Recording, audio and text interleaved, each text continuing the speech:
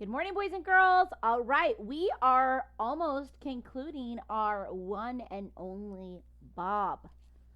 Big things happened last chapter. Bob got to meet his sister in an animal shelter and was totally pumped up about it. But the hurricane is flooding the animal shelter and they don't know what to do and they don't know where to go. And so they are kind of a little bit stressed out. So let's take a moment and look. Excuse me. An interesting life. An awful noise comes like a tree trunk splitting in two. While we watch in disbelief, a piece of the roof the size of a Great Dane simply vanishes.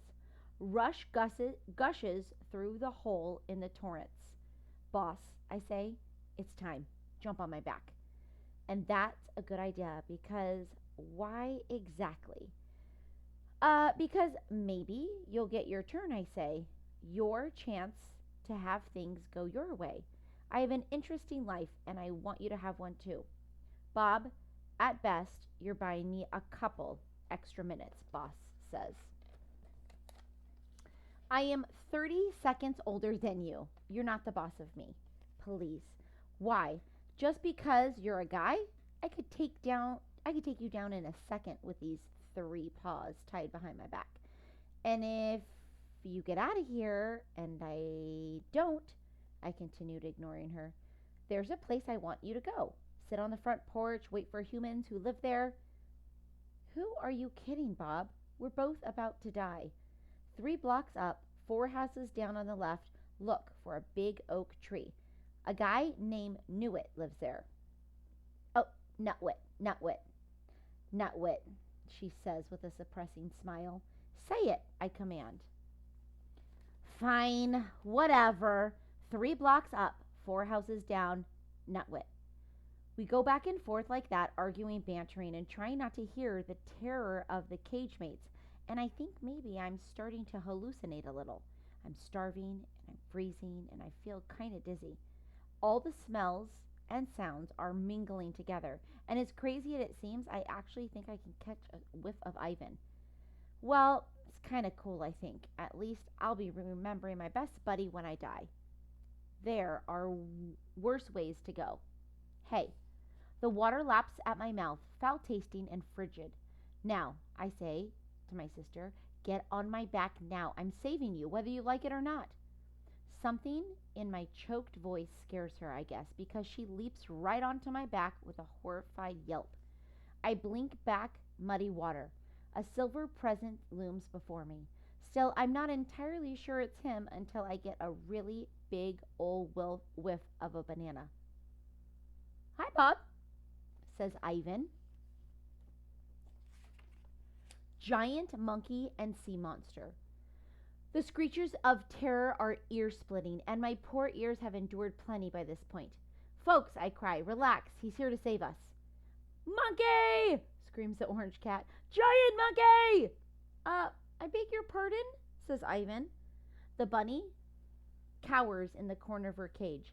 If King Kong is here to eat us, I'd rather drown.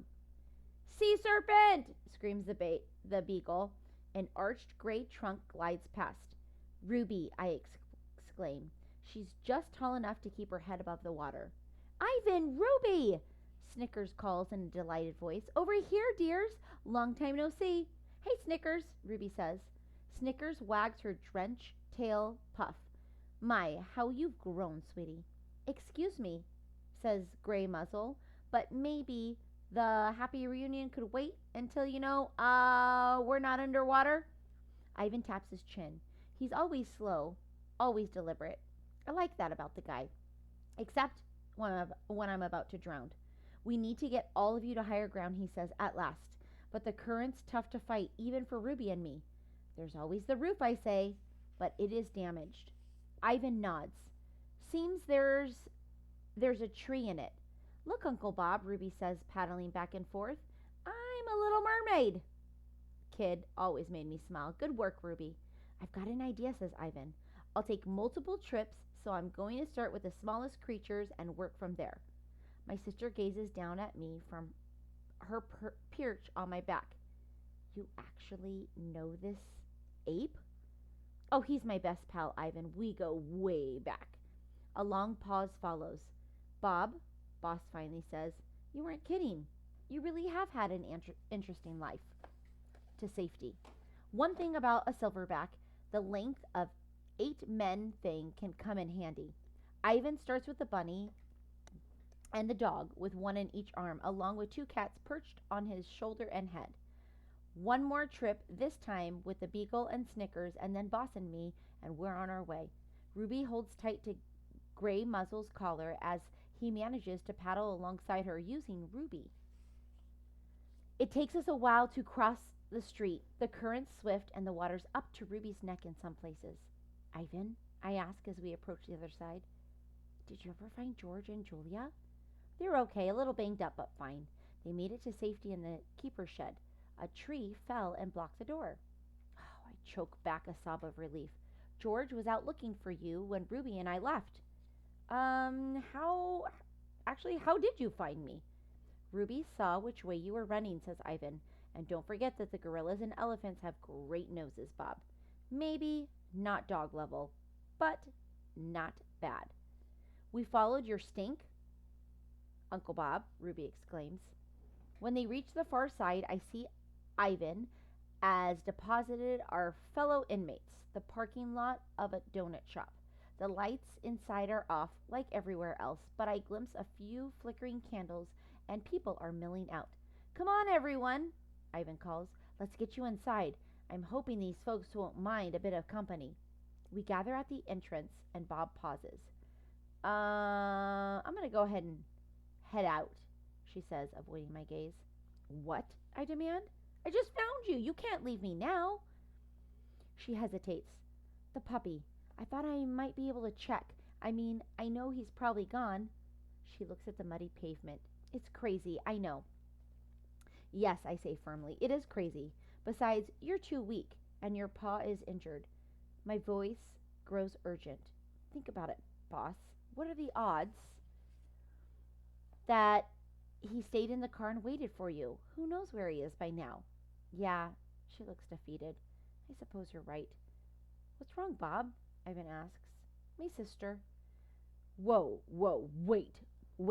This is your sister, Uncle Bob?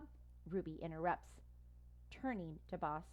Then this means you're my aunt? Boss has a puppy, I exclaim. He's stuck in a car near a bridge. I point with my nose. Ivan doesn't know his way around town the way I do. That way, not too far. She wants to try to find him, but, well, he's probably long gone by now. I know my words are harsh, but I'm trying to protect Boss. No way that puppy is still alive.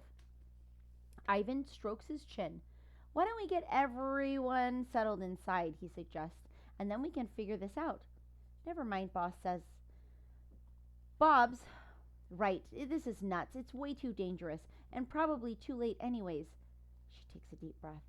He's not exactly the first pup I've lost. You think I'd be used to this by now, wouldn't ya? I don't know what to say. I want to make her pain go away, but I don't know what to do. I'm no bigger than Boss is, and certainly no smarter. And I've got my own problems. My busted nose, my aching foot, my angry stomach. Look out for numero uno. That's my motto, for the reason it's kept me alive this long. Then, to my surprise, some fool blurts, I'll go find him! And apparently, it's me. Yeah, we'll go, Ivan says. Yeah, more swimming, Ruby cries. It's not safe, Ruby, I say. You'll have to stay here. I promise, Akello, I would watch out for you. I made it this far, she says, with her doning elephant pout face. Ivan and I sigh. It's exhausting, all this responsibility, this worry, this love. Promise to stay close, I ask. She holds up her trunk. Elephant's honor. 'Cause Akilo will make dog soup out of me if anything happens to you. Yuck, Ruby giggles. Hey, do you know I can almost do a somersault in the water, Uncle Bob? Ivan taps politely on the door to the donut shop. But even the polite knock from a gorilla sounds like a visit from a wrecking ball. The door opens a crack. I think two 2 or 3 people may have fainted, but I can't stay to find out. I hop on Ivan's shoulder, and the 3 of us head off. I glance behind me to see Boss standing on the pavement watching us. In the darkness and in the rain, I cannot read her eyes, but I like to think that there's hope. Traffic, traffic, stop. We slog up the slight hill and around the corner. The traffic lights are out and nobody seems to be on the streets. That is until we cut through a stand of palm trees and come across to some police officers in a slow-moving squad car. It's blue and red lights are circling. Attention! One of the officers announces over the loudspeaker. This area is under mandatory evacuation order. Do not. The announcement stops, and so does the car. Uh-oh, says Ruby. I think they spotted us, I say. We're kind of hard to miss, Ivan points out. The car moves closer, so close that I can see dropped jaws and bulging eyes. The cars brake to a stop, and the driver doors flies open, and one of the officers jumps out. The other officer, a skinny young guy, follows suit, but he looks annoyed. What are you doing? He says. Do not be a hero. We could have stayed in the car where we're safe. I'm looking, says the driver into the radio receiver, at a gorilla and an elephant, and a gorilla has a tiny dog on his shoulder, and no, I have not been drinking. They said that the park got hit by a tornado, says the skinny officer, carefully aiming his pistol. We cannot shoot a gorilla, the driver says, and I like the way she's thinking. Try me. What's his crime exactly? Jaywalking. Thing is, I love elephants. My daughter used to collect stuffed elephants. I mean, stuffed toys, not the real ones. She listens to her radio for a moment. Get animal control over here, says the skinny officer. Get a van, get a moving truck, get a 747, I don't even care. Ivan, I whisper into his ear, this is not looking good. You and Ruby have got to stay put. Don't make any sudden moves. No funny business, okay? These guys are freaking out. Ivan sits down on the ground, slowly, very, very slowly. Ruby settles next to him. The driver smiles. Aw, isn't that so cute? Yeah, in a deadly kind of way. I gotta do this, I say to my friends. If you stay calm, they won't mess with you. But Bob, worry clouds Ivan's face. You need us. I see that he's not going to listen to any reason, so I try a different approach. Ivan, I say, it's like this. Boss is my sister. I let her down once, and I have a second chance. I'll explain it to you all later, but I need to do this. Ivan looks at the officer's guns drawn and nods. You are the one and only Bob, he says. You got this, pal. I leap into the air, into the vast unknown, just like Kimu did. Well, maybe not so elegantly, but I'll do my best. Lightning and fireworks. It's far to the bridge, but far is relative when the wind is blowing down houses like the big bad wolf. I stop and watch the sign fly past. I navigate around trees scattered like popsicle sticks, and I keep an eye out for gators and pythons. Lightning strikes a tree, and I brace for thunder. It shakes the earth, the air, my teeth, and my bones. The branch falls on a power line, and it sparks dance like fireworks. I hate fireworks. I move with more care after. I know enough to stay away from the down power lines thanks to the Weather Channel on the Storm Chasers. Man, I love TV. I'd give anything to be watching it right now from my nice cozy bed, just right about now. Good thing I know where the bridge is. My swollen nose throbs. What's the point of owning a top-of-the-line sniffer if it's not really working right? Then I pass a bird's nest on the ground. I offer to help the owner, a jay. She swears at me. At least I think she does. I hear nuts and some other interesting words. I tend to forget that, in some circles, dogs are considered predators. I wonder how Kimu and the other escapers are doing. One thing I know for sure is I've been on the inside and the outside, and this is way too much of the world. Way too much of the world ain't made for wild animals. How could a meerkat cross a highway? How could a panther face down a city block? How could a wolf survive an encounter with a gun? For that matter, who do I think I am? Playing hero? Nutwidow is right. I'm soft. I'm slow. I am not a street dog anymore. I am a pampered, lazy pooch. I hear the rush of water, a different sound from the pouring rain, and out of nowhere, there it is, the creek. Boss mentioned that the car was near the bridge, but when I get close, I remember what the officer at the shelter said. He said the bridge had collapsed, and then I see it. A little car, round topped, floating, caught in a dislodged tree at the edge of the roaring creek, but not far from the crumbled remains of the bridge. And on top of the car, even though it was completely impossible, is a puppy waiting. And all I can think is, that dog is a nincompoop. Another bridge. The creek is filled with pieces of trees, boards, trash cans, plastic chairs, and everything you can imagine. It's moving way too fast to cross. I stare at the far side of the creek and the collapsed bridge. I really wish I hadn't seen that puppy. I know there's another way to cross the creek, of sorts, downstream a bit. An old pedestrian bridge made of wood and metal and rope, and no one uses it anymore. No one with any sense. When I reach it, the little bridge is swaying like a cradle. It's blocked off by a rusty metal gate and keep people from using it, but I can easily squeeze through the bars. I run halfway across, losing my foot. Run. Some more. Gulp. What am I doing? A fresh gust pushes the bridge with such force that I slip. Half of my body is dangling at the edge.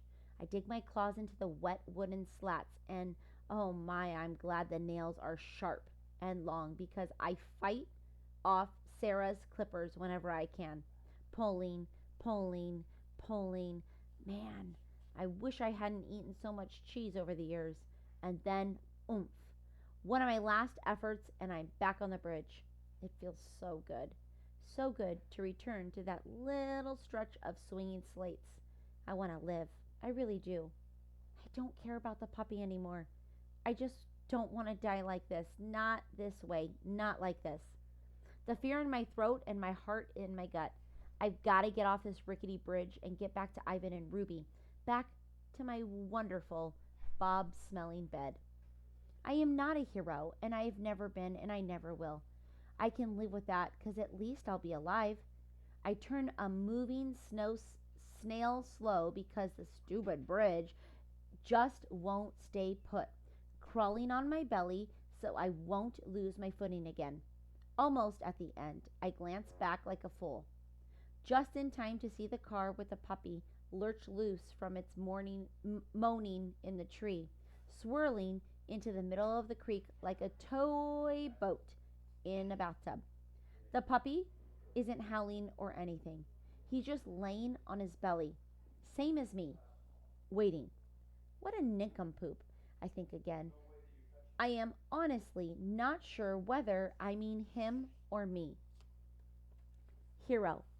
I will not lie. I was not thinking, oh yeah, now I get to be a hero. Nope. I'm thinking, you got to be kidding me. Just a few more seconds and I would have been out of here. I may or may not have used a few other choice words, way worse than anything that Jay came up with. And then I run in the middle of the bridge and wait a split second, maybe two, maybe three, and I jump. Cartoons. And I ain't proud of this, but halfway down, I remember that I really, really, really don't like riding in cars. I'm sort of dog paddling in the air, thinking I can slow things down, maybe with a reverse direction like Wile E. Coyote in the old cartoons. Cartoons are ridiculous for a reason. Not a movie. So in a movie, I'd land all graceful and tough and grab that little guy. But guess what? This isn't a movie. I kind of land on top of him, legs sprawled out like a bug on a windshield. Not enough to smush him, but definitely enough to annoy him. The car spins, drips, rights itself. Hi, I say. I'm your Uncle Bob. If you're my uncle, then why are you trying to kill me? He asks.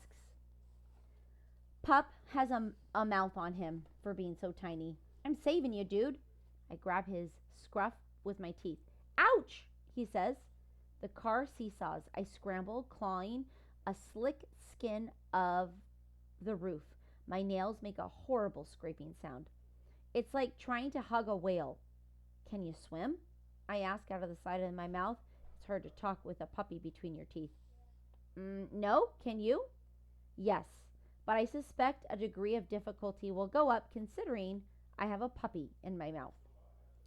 The car recovers, lopes along the jackrabbit in the tall grass, and my claws make tracks in the paint. How'd you get on top of that car? I ask.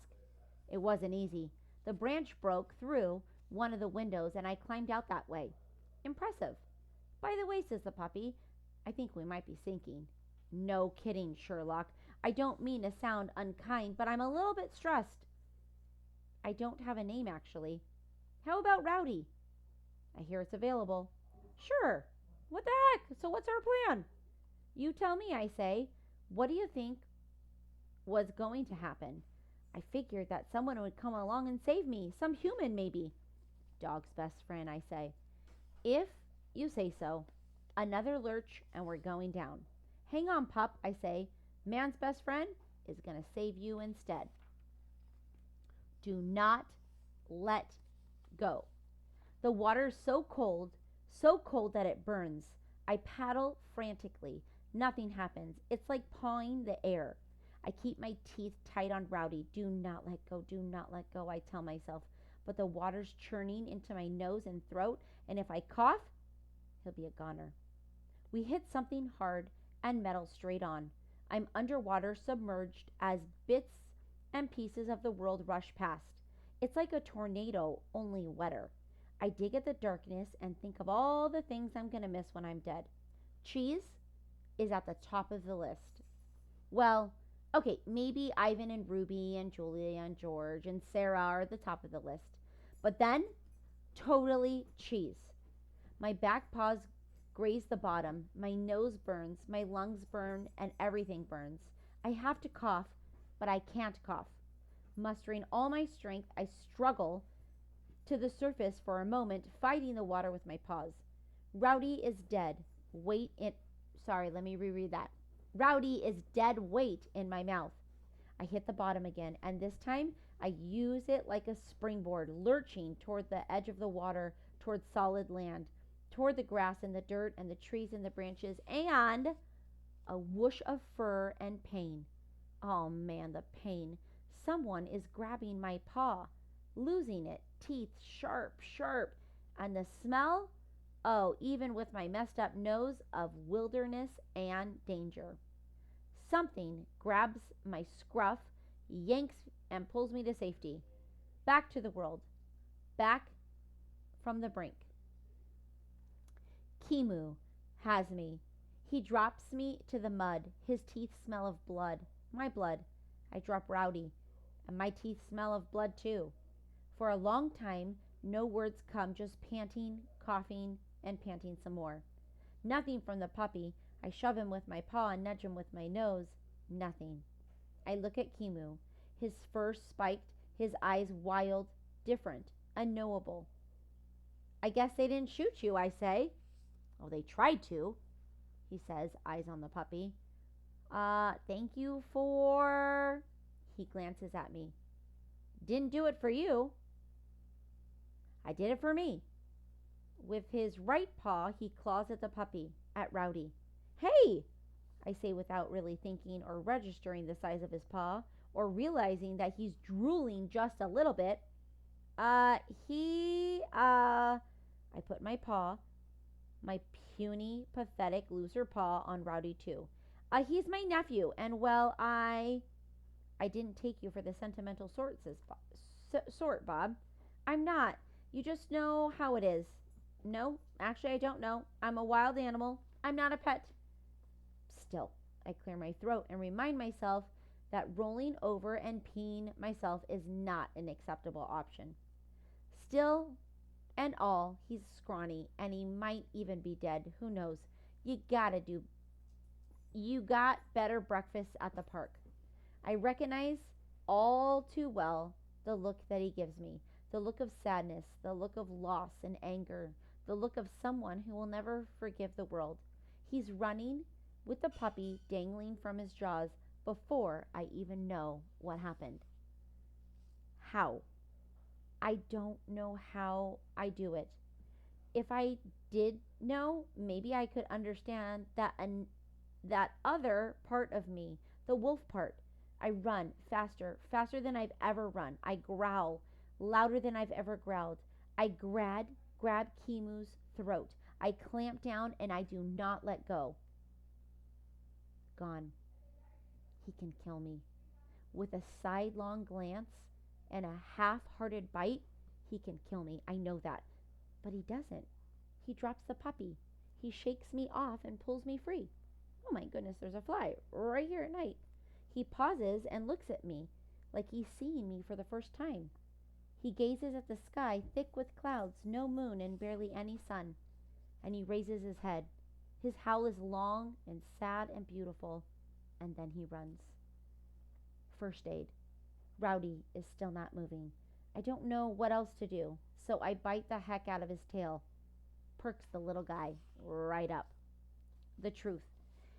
It hits me then, and I'm so tired. I'm so banged up I can't even go on, even if I want to. I carry Rowdy to a sheltering tree. I cuddle him close, and I give him a couple licks for good measure. Now what? He asks. Now, I say, we wait. For what? For humans. For help. Are you sure they're going to come? I think for a moment. I remember all the people I've seen today, the police, the rescue workers, the park employees, the staff shelter, the folks at the donut shop opening their door to the strange collection of animals. I remember George running to get Julia and Julia trying to get me and Sarah struggling to find them both. And I breathe in the sweet smell of puppy. It's important to tell the truth. I'm sure. Forever. The eye of the hurricane passes. The storm rages on. It feels like a year, like 9 years even. It feels like forever. Rescue. When I hear Julia calling my name through the open window of her parents' car, I pick up Rowdy and dash over like it's my favorite place on this lonely ball called Earth. No clickers necessary, no treats required. I fly my drool flag all the way home. And tomorrow we are going to finish the very last part of, I read a lot today, part 4. So, please make sure you use complete sentences, and I'm hoping you're loving Bob. All right? A lot of important details happened in this chapter. I hope you have a good time answering those questions. I hope you were listening. See you at 9.